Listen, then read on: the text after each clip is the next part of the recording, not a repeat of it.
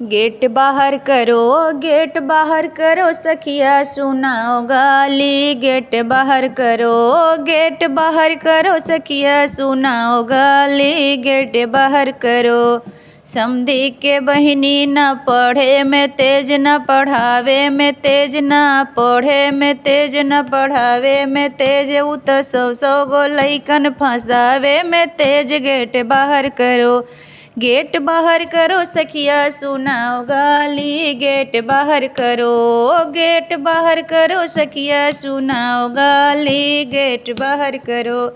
सरवा के बहिनी न पढ़े में तेज, न पढ़ावे में तेज। उ त लइकन के रोजे पटावे में तेज। गेट बाहर करो, गेट बाहर करो सखिया सुनाओ गाली। गेट बाहर करो, गेट बाहर करो सखिया सुनाओ गाली। गेट बाहर करो।